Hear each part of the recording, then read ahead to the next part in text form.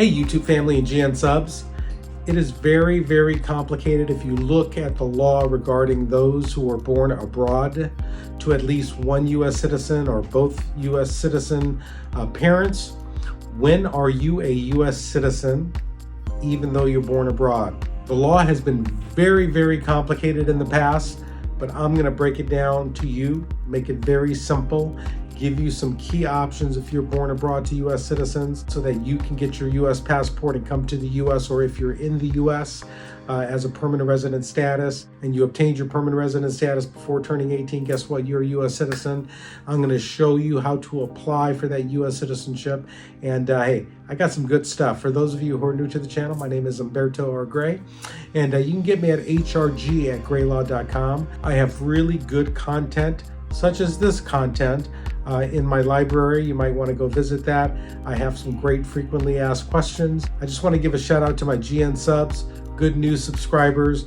I appreciate you. You're always here for me. And alrighty, we got a lot to get to today, so let's get at it. All right, so let's talk about the first section of law under sections 301 and 309, okay? I put a link in the description box below that delineates the law and outlines the law. So what is this, okay? This is if you are a person who is born abroad outside of the United States of at least one U.S. citizen parent, could be both. You may be a U.S. citizen even though you were born outside of the United States, right? So how do we determine this? All right, the way you determine this is pretty simple. There's one requirement that's really important. That is, the U.S. citizen parent must have been physically present in the U.S. at some point. If you go to the link below, it outlines exactly those what we call retention requirements. For section 309, that's if your father is a U.S. citizen and you were born out of wedlock, there are different retention requirements. All right. So if you meet these retention requirements, what do? What you do is if you're in the U.S., you file what's called an N-600, right? Certificate of Citizenship. You show you meet the requirements and you're able to get your U.S. passport. If you are still abroad, then what you do is you file a CRBA, Certificate of Registration of Birth Abroad, all right? It's on the form DS-5507. You file it online and then you get an in-person interview. So with the Certificate of Citizenship through that CRBA, you're able then to file for your passport. You can actually file for the passport simultaneously, get your passport and come to the U.S. That's how it's done, folks. A lot of people don't know that. So if you're abroad, you're born, you have to do this before your child's 18th birthday. So that's really important that you move on this. Don't procrastinate if you're living abroad. You know, I have tons of clients that are U.S. citizens living abroad, having children. They haven't been in the U.S. for a while.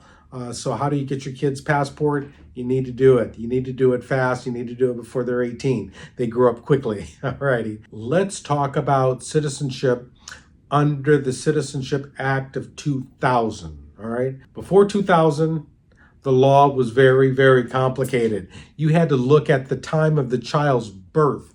If you were born in 1952, you have to look at 1952, what the retention requirements were. They were onerous.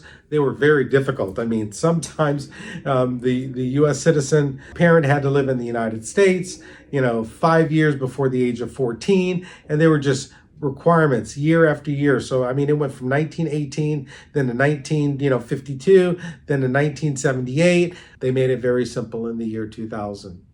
No more is it so onerous and very difficult.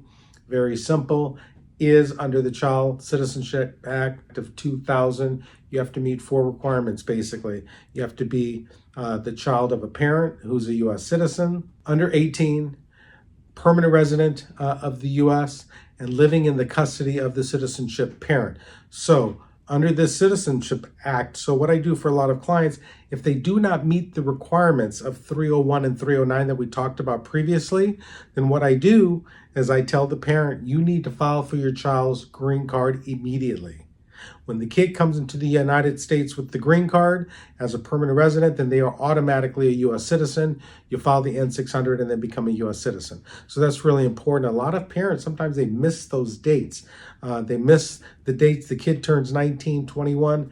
It's too late at that point, right?